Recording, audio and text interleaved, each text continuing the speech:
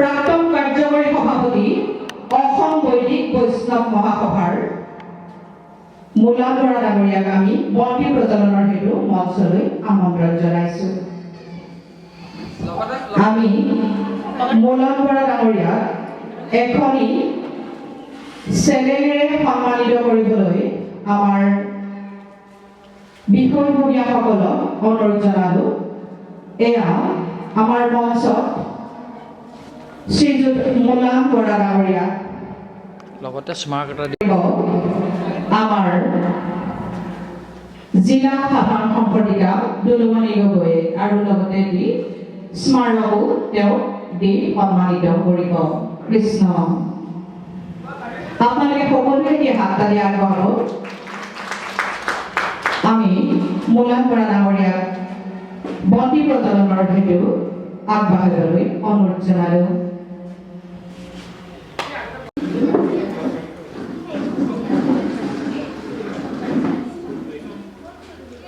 বন্তি প্ৰজ্বলনৰ সময়ত সকলোৱে উৰুলি ধ্বনি আগবঢ়াব।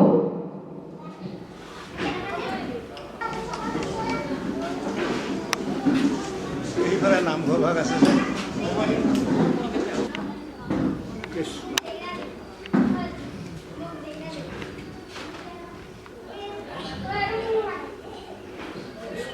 শ্ৰীমন্ত শংকৰ হৰি ভক্ত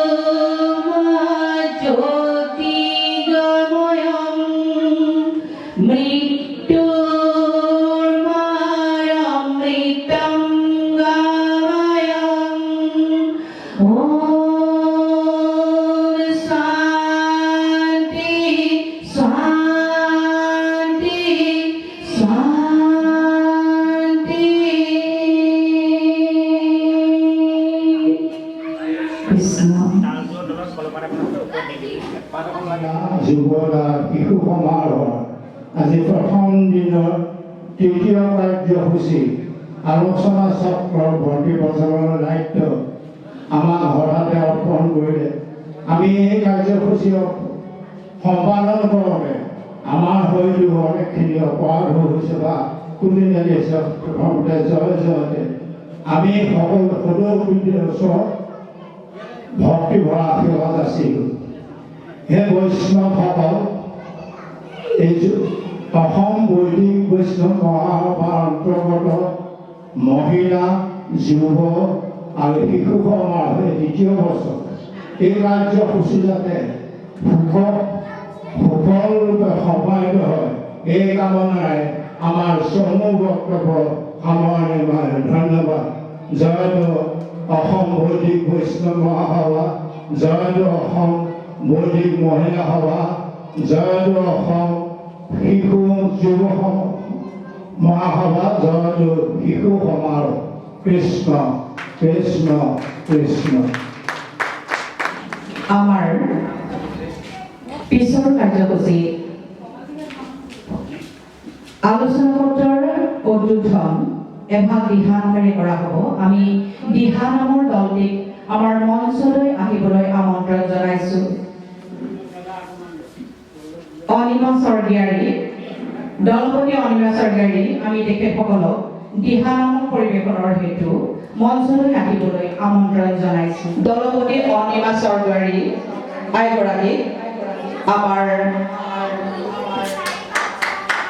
সাংস্কৃতিক সম্পাদিকা সভানেত্ৰী অলকা দৌৰী বাইদেৱে সম্বৰ্ধনা জনালে আৰু এতিয়া আপোনালোকৰ অনুষ্ঠান আপোনালোকে আৰম্ভ কৰিব পাৰে। কৃষ্ণ আইবাব সমস্ত আমি ধলপুৰ শিমলুগুৰিৰ পৰা আহি আপোনালোকৰ মাজত উপস্থিত হৈছোঁ। ইয়াতে এটি দিহানাম পৰিৱেশন কৰিবলৈ আপোনালোকৰ আজ্ঞা অনুসৰি আমি এই আসনত বহিছোঁ। নামভাগ পৰিৱেশন কৰোঁতে হয়তো বহুতো ভুল ত্ৰুটি হৈ যাব পাৰে। সৰ্বমুঠি পৰিৱেশন কৰিব বুলি আপোনালোকৰ ওচৰত আমি আগতীয়াকৈ সেৱা জনাইছোঁ।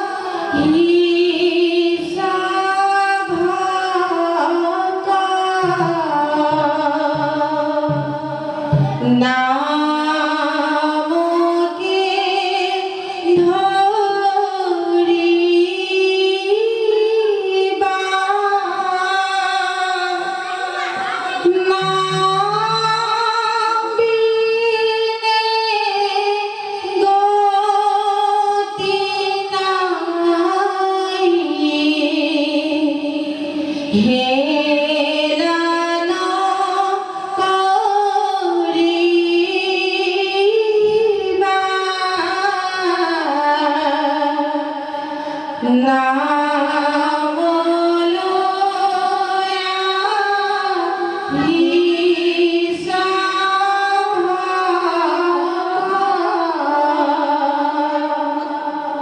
নামকে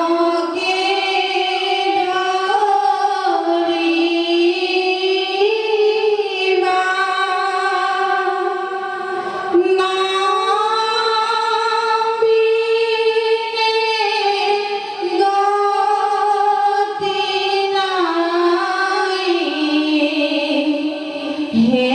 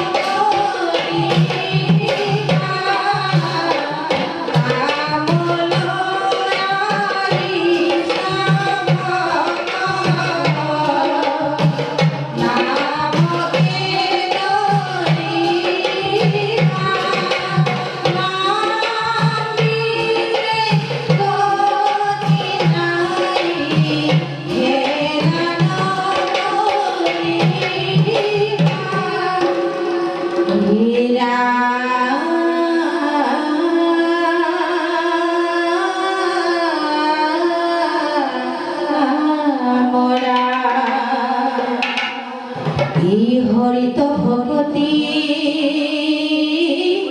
সংসার মুকুতি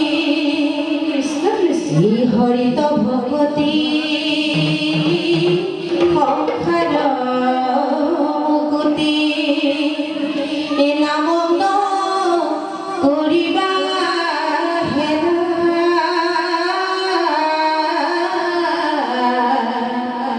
এই হরি নামে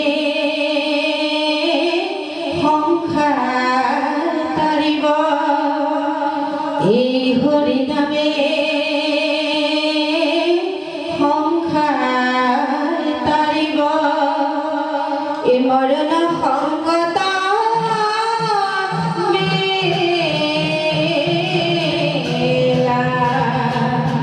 হেৰা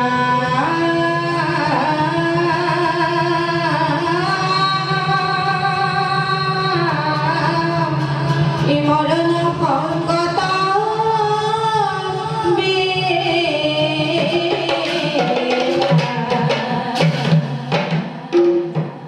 ভগত ভগৱন্ত বুলি গুৰু জনাই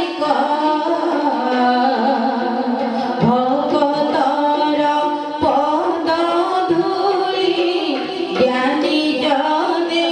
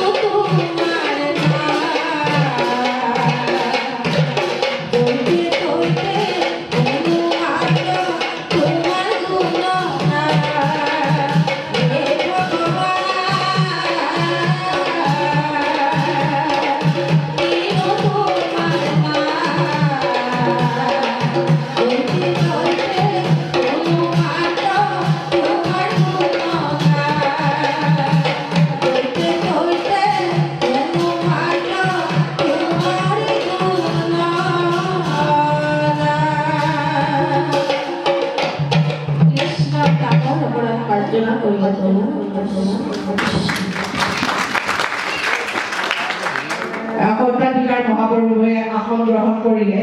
ইয়াৰ পিছতে মই আসন গ্ৰহণ কৰিবৰ কাৰণে আমাৰ মঞ্চলৈ আমন্ত্ৰণ জনাইছো। শিশুসকলৰ আলোচনা সত্ৰৰ কাৰণে সঞ্চালক হ'ব শ্ৰীযুত কৰুণা বৰা ডাঙৰীয়া, সভাপতি অসম বৈদিক যুৱ মহাসভা। আমাৰ সম্পাদিকা সভাপতি সভানেত্ৰী আমাৰ অলকা দৌৰী বাইদেউ, তেখেতে আমাৰ প্ৰভু সম্বৰ্ধনা জনালে এখন চেলেঙেৰে। ইয়াৰ পিছতে আমি আগবাঢ়িম শ্ৰীযুত কৰুণা বৰা ডাঙৰীয়া, সভাপতি অসম বৈদিক যুৱ মহাসভাৰ। তেখেতক আমি এখন চেলেঙেৰে সম্বৰ্ধনা জনাবলৈ অনুৰোধ জনালোঁ।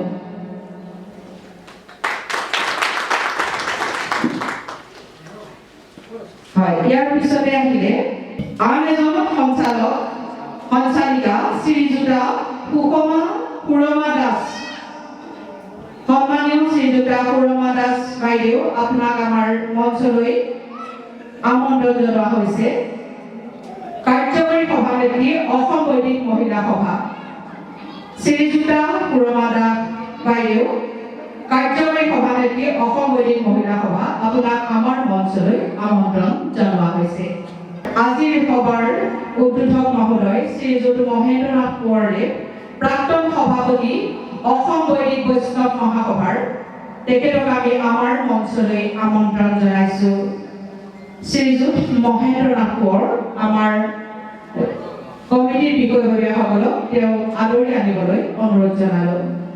পৰিচালনা সমিতিৰ সম্পাদক তথা প্ৰাক্তন বৈদিক বৈষ্ণৱ মহাসভাৰ সম্পাদক সন্মানীয় পূৰ্ণানন্দ তামুলীদেৱক আমি মঞ্চলৈ আমন্ত্ৰণ জনাইছোঁ।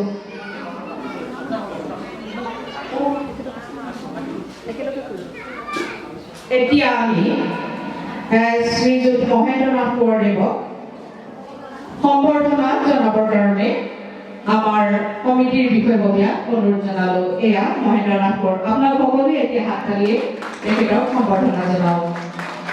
ইয়াৰ পিছতে আমি আমন্ত্ৰণ জনাম সপ্তম পৰিচালনা সমিতিৰ সম্পাদক তথা প্ৰাক্তন বৈদিক বৈষ্ণৱ মহাসভাৰ জিলা সম্পাদক পূৰ্ণানন্দ তামুলীদেৱ আমাৰ মাজতে উপস্থিত হৈছে।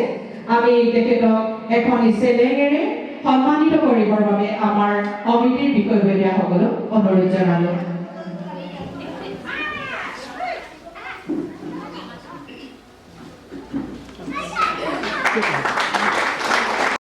শ্ৰীমান ৰিয়াংশ বৰা, আমি তেওঁক এখনি চেলেং আৰু এটি স্মাৰকেৰে সম্বৰ্ধনা জনাবলৈ অনুৰোধ জনালোঁ।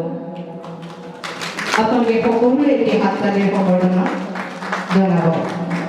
ইয়াৰ পিছতে আমি আমাৰ কমিটিৰ বিষয়ববীয়াসকলক অনুৰোধ জনালোঁ। আমি এখন চেলেঙেৰে সন্মানিত কৰিবৰ কাৰণে অনুৰোধ জনালোঁ।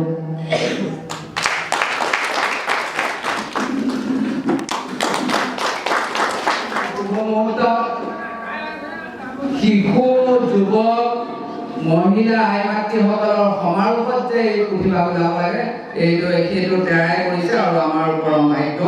আৰু সেই পুথিভাগ শুভ উদ্বোধন কৰি দিবৰ কাৰণে আমাৰ ধেমাজি জিলাৰ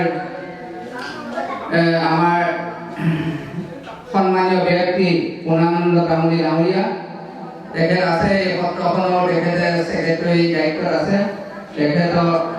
তেখেতৰ দ্বাৰাই সকলোকে সুধিছোঁ, তেখেতে কৰিলে হ'ব বুলি কোৱাত মই তেখেতক এই কিতাপখন শুভ উদ্বোধন কৰি দিবৰ কাৰণে আহ্বান জনাইছোঁ। আৰু তেখেতক তাৰ আগমুহূৰ্তত এখন মানে বস্ত্ৰৰে তেখেতক আদৰণি জনাব বিচাৰিছোঁ। আহক।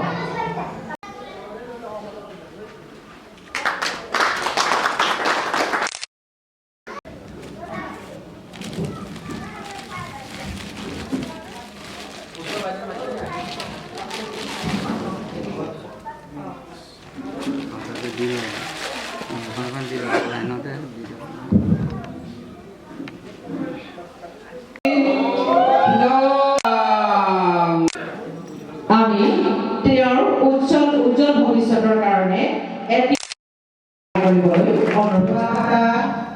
বেলগুৰিৰ ধেমাজিৰ শাখাত অনুষ্ঠিত হোৱা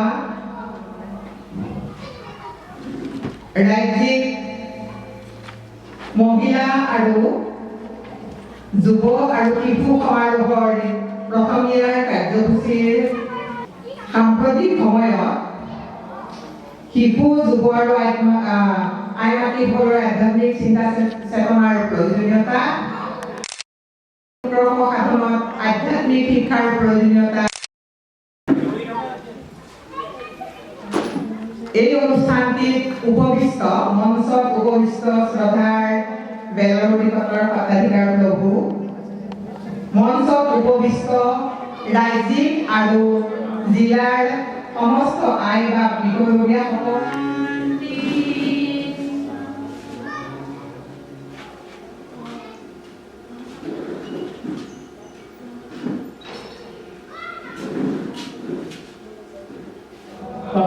সেইকাৰণে কৈছোঁ শিশু যুৱক আৰু মহিলাসকলৰ উৎকৰ্ষ সাধনত আধ্যাত্মিক শিক্ষাই কেনেধৰণে প্ৰভাৱ বিস্তাৰ কৰিব পাৰে। গতিকে আধ্যাত্মিক শিক্ষাৰ প্ৰয়োজনীয়তা কিমান বেছি ইয়াৰ ওপৰত ব্যাখ্যা কৰিবৰ কাৰণে বা বক্তব্য ৰাখিবৰ কাৰণে আজি বিষয়টো দিয়া হৈছে। আমি যদি সাম্প্ৰতিক সময়ত চাওঁ যে এই সমাজ ব্যৱস্থাটো কোন গতিত কোনফালে গৈছে, কেনেকুৱা এটা অৱস্থালৈ গৈছে, এই কথাখিনি যদি আমি ভালকৈ চিন্তা কৰি চাওঁ তেনেহ'লে এটা কথা আমি লক্ষ্য কৰিব পাৰিম বা আমি অনুভৱ কৰিব পাৰিম, সেইটো হ'ল যে বৰ্তমান সমাজ ব্যৱস্থাটো আধ্যাত্মিক শিক্ষাৰ প্ৰয়োজনীয়তাটো অত্যন্ত প্ৰয়োজন হৈছে। অৰ্থাৎ আধ্যাত্মিকতাৰ প্ৰতি মানুহৰ চিন্তা চৰ্চাটো, গতিকে এইটোৰ মূল বস্তু হ'ল কি যে চৰিত্ৰটো সম্পূৰ্ণ হ'ব লাগিব। শিশু হওক, যুৱক হওক আৰু মহিলা সকলোৱে আমাৰ চৰিত্ৰটো প্ৰথম সম্পূৰ্ণ হ'ব লাগিব। চৰিত্ৰ সম্পূৰ্ণ কৰিবলৈ কি কৰিব লাগিব? চৰিত্ৰ সম্পূৰ্ণ কৰিবলৈ হ'লে আমাক আধ্যাত্মিক শিক্ষাটো লাগিবই। আজিকালি ল'ৰা ছোৱালী বা আমাৰ বৰ্তমান বিদ্যালয়ত ল'ৰা ছোৱালীবিলাকে বহু শিক্ষা গ্ৰহণ কৰিছে। কোনোবাই ডক্টৰ হৈছে, ইঞ্জিনিয়াৰ হৈছে, বিভিন্ন ধৰণৰ হৈছে বা ভাল বহুত MA মাষ্টাৰ ডিগ্ৰী লৈছে, কিবা কৰিছে। এইবিলাক পঢ়া শুনা কৰিছে হয়, কিন্তু এই যিটো আধ্যাত্মিক শিক্ষা বৰ সুন্দৰকৈ তেখেতে উদ্বোধনী ভাষণত ব্যক্ত কৰিলে। ভগৱন্তই তেখেতক দীৰ্ঘায়ু দিয়ক, এই ভগৱন্তৰ ওচৰত প্ৰাৰ্থনা জনাইছোঁ আৰু পিছৰ কাৰ্যসূচীলৈ আমি আগবাঢ়িছোঁ। এতিয়া আছে আমাৰ শিশুৰ বৌদ্ধিক আৰু নৈতিক উৎকৰ্ষ সাধনত আধ্যাত্মিক শিক্ষাৰ প্ৰয়োজনীয়তা, এই বিষয় লৈ সত্ৰ আলোচনাত অংশগ্ৰহণ কৰিবৰ কাৰণে আমাৰ মাজত ইতিমধ্যে আমাৰ দুগৰাকী শিশু বক্তা আহি উপস্থিত হৈছেহি। শ্ৰদ্ধাৰ শ্ৰীমান ৰিয়াঞ্চ বৰা, তেখেত আহিছে বলপুৰ ভাটুকুচিৰ পৰা। শ্ৰীমতী ঋদ্ধি বৰগোহাঁই, তেখেত ধেমাজিৰ পৰা আহিছে।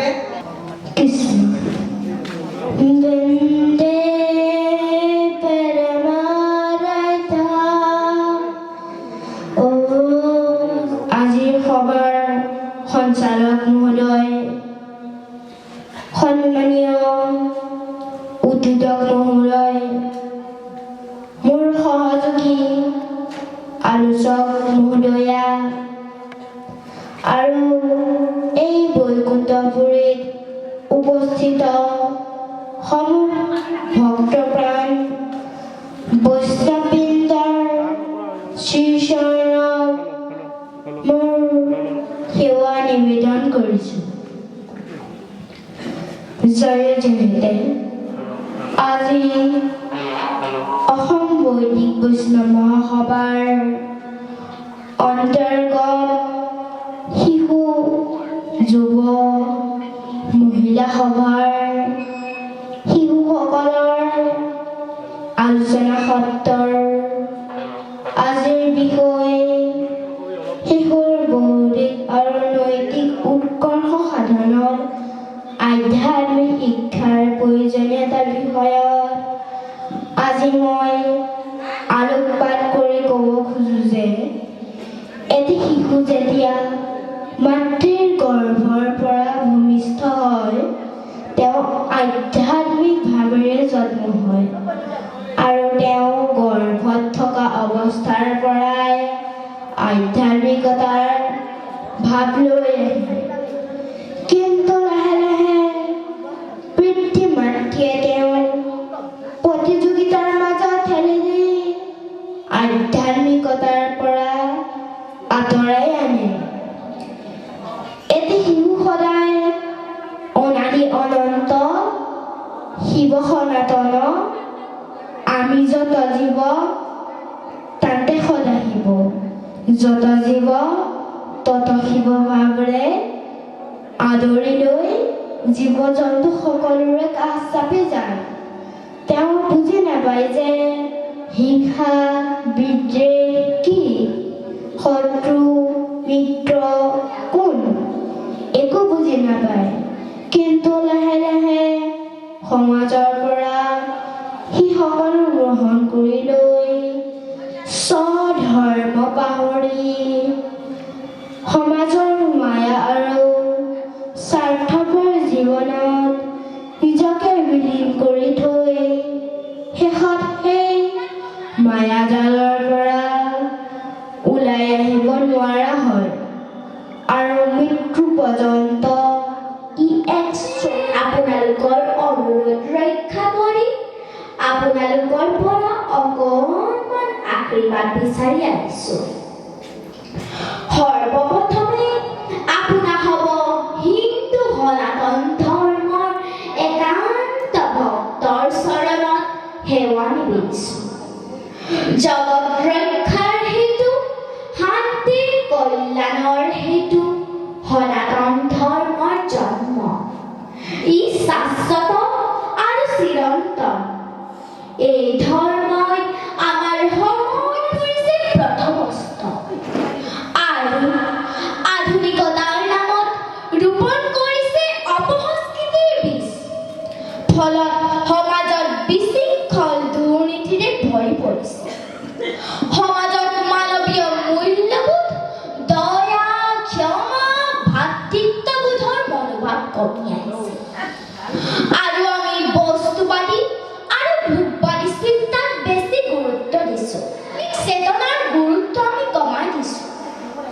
ফলত সমাজৰ চাৰিওফালে উচ্ছৃংখল মাৰপিট হত্যা লুণ্ঠন লোভ মোহে সমাজখনক গ্ৰাস কৰি পেলাইছে। সমাজে বাধা দিছে, ঘৰখনে বাধা দিছে, পিতৃ মাতৃয়ে বাধা দিছে, আলোচনা চক্ৰ হৈছে, গীতা পাঠ হৈছে, ভাগৱত পাঠ হৈছে। তথাপিও এই সমস্যাসমূহ দূৰ কৰিব পৰা নাই। এই ক্ষেত্ৰত আমি অকল চৰকাৰকে জুবৰীয়া কৰিলে নহ'ব। আমাৰ সমাজ ব্যৱস্থা আৰু সমাজৰ কিছুমান ব্যক্তিৰ নিম্ন মানসিকতা আৰু পিতৃ মাতৃসকলৰ সজাগতা অভাৱৰ বাবে হয়তো আজি শিশু সমাজ এই অৱহেলিত অৱস্থা। সময়ৰ লগত পৰিৱেশ পৰিৱৰ্তন হোৱাটো স্বাভাৱিক, কিন্তু তেনে পৰিৱৰ্তনে যাতে আমাক সময়ৰ সোঁতত উটুৱাই লৈ নাযায়, তাৰ বাবেও আমি সজাগ আৰু সতৰ্ক হ'ব লাগিব। বৰ্তমান সমাজ শিক্ষা ধৰ্মীয় আদি সকলো দিশতে অৱক্ষয় হৈছে। ব্যক্তি সমাজ সকলো স্তৰতে স্খলিত হৈছে।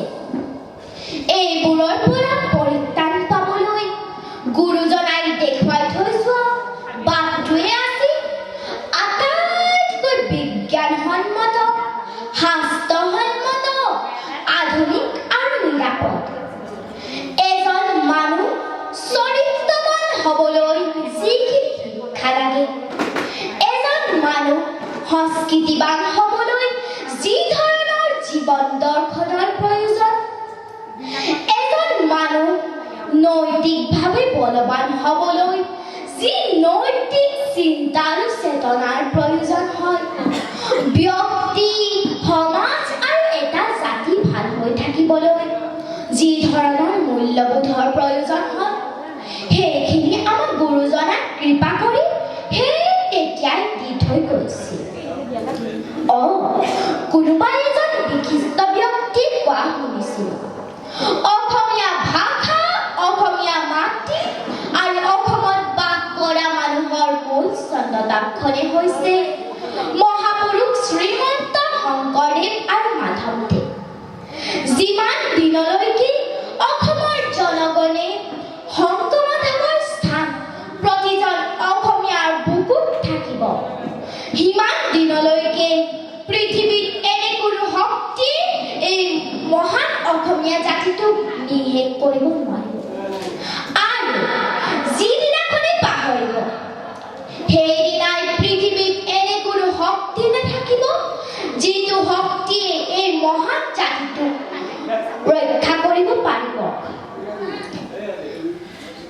বৰ্তমান আধ্যাত্মিক চেতনাৰ শিক্ষা নিদিয়া এনে এখন গাঁও নাই, নগৰ নাই, য'ত নামঘৰ নাই, ভাওনা হোৱা নাই, কীৰ্তন পাঠ হোৱা নাই, ভাগৱত পাঠ হোৱা নাই। এইবোৰ কি আমি অকল মনোৰঞ্জনৰ বাবেহে কৈছো নেকি? আমি কিয় ভালবোৰ গ্ৰহণ কৰি বেয়াবোৰ পৰিহাৰ কৰিব পৰা নাই? আমি কিয় আন্তৰিকভাৱে বিশ্বায়ন হ'ব পৰা নাই? আমি কিয় পৰিশীলিত জীৱন এটা গ্ৰহণ কৰিব পৰা নাই? ইয়াত আমাৰ ভুল কাৰ? ঘৰখনৰ, সমাজখনৰ নে বিজ্ঞান আৰু প্ৰযুক্তিবিদ্যাৰ প্ৰভাৱত হৈছে? ইয়াৰ কাৰণসমূহ আমি শিশু অৱস্থাৰ পৰাই হৃদয়ংগম কৰিব পাৰিব লাগিব। আধ্যাত্মিক মূল্যবোধৰ বিকাশ হ'ব তেতিয়া, যেতিয়া মানুহে মানুহক ভাল পাবলৈ শিকিব, সহযোগিতা কৰিব, ন্যায়পৰায়ণতা, অহিংসা, ভাতৃত্ববোধ এইবোৰ থাকিলেহে এখন সমাজ একতাৰ এনাজৰীৰে বান্ধি এখন নিকা সমস্যাবিহীন সমাজ গঢ়িবলৈ সম্ভৱ হ'ব। এইটো একমাত্ৰ আধ্যাত্মিক শিক্ষাৰ যোগেদিয়ে সম্ভৱ। সেইভাৱে আমি শৈশৱৰ পৰাই আধ্যাত্মিক শিক্ষা লোৱাটো অতি প্ৰয়োজনীয়। যেনে ভাওনা, কীৰ্তন পাঠ, ভাগৱতৰ আখ্যানৰ যোগেদি আমি আধ্যাত্মিক শিক্ষা ল'ব পাৰোঁ। যেনে অহংকাৰ হ'লে কেনেকৈ পতন হয়, লোভ কৰাটো যে পাপ, এজন ব্যক্তি কেনেকৈ কৰ্মৰ যোগেদি মহান হ'ব পাৰে। ইয়াৰ উপৰিও বৰ্তমান শিক্ষা ব্যৱস্থাত চৰকাৰে তথ্যগত আৰু কাৰিকৰী শিক্ষাৰ উপৰিও নৈতিক আৰু আধ্যাত্মিক শিক্ষাৰ পাঠ্যপুথি প্ৰস্তুত কৰিব লাগে বুলি আমাৰ অনুভৱ হয়। এইখিনিতে মই এটা কথা ক'ব বিচাৰিছোঁ।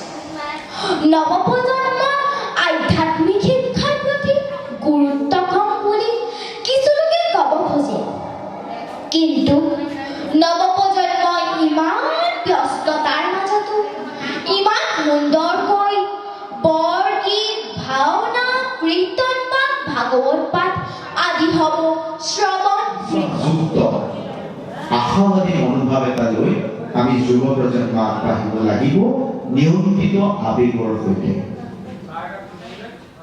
ভাৰতবৰ্ষক এক পৰম বৈভৱশালী স্থিতিলৈ আমি নিব লাগিব সত্য ব্ৰহ্মৰ উপলব্ধি কৰি। কাৰণ মই নিজে অনুভৱ কৰোঁ আমাৰ মুখৰ পৰা ওলাই যোৱা এটা শব্দ আৰু ধনুখনৰ পৰা এৰি দিয়া তাঁৰডাল কেতিয়াও উভতি নাহে। সেই চিন্তাও আমি যুৱ প্ৰজন্মই কৰিব লাগিব। আমি কি কথা কৈছো, কাৰণ সন্মুখৰ জনে যদি মনত আঘাত পাইছে, মম, ডেড, আংকুল, আণ্টি এইবিলাক আমাৰ প্ৰিয় মহা, মাহী, জেঠাই, জেঠপেহা, পেহী এইবিলাক আমি এৰিছো। গতিকে সেই স্বভাষাৰ প্ৰতি দায়বদ্ধতা, স্বভূষা নিজৰ সাজপাৰৰ প্ৰতি সন্মান ভাল পোৱা, স্বভজন নিজৰ গীত মাতৰ প্ৰতি সন্মান, স্বসংস্কৃতিৰ প্ৰতি সন্মান। এটা সৰু উদাহৰণ দিওঁ, আপোনালোক হয়তো সেই সমস্যাটো পাইছে।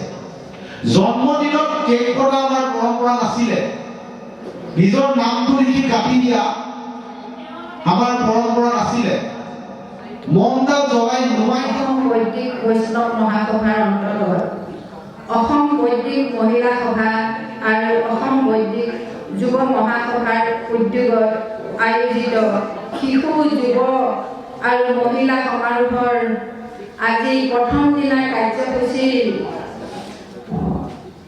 অন্তৰ্ভুক্ত আলোচনা চক্ৰটিৰ সন্মানিত সঞ্চালিকা মহোদয়া আৰু সভাত উপস্থিত আমাৰ সন্মুখত বহি থকা অসম বৈদিক বৈষ্ণৱ মহাসভাৰ বিভিন্ন বিষয়ববীয়াসকল, উদ্বোধক মহোদয় আৰু সন্মানিত মহাপ্ৰভু ডেকা ডাঙৰীয়া, সকলোৰে শ্ৰীচৰণত মোৰ হিয়াৰ পৰা প্ৰণিপাত নিবেদন কৰিছোঁ। মই আচলতে এই সভাত কিবা কথা কৈ আপোনালোকক সন্তুষ্ট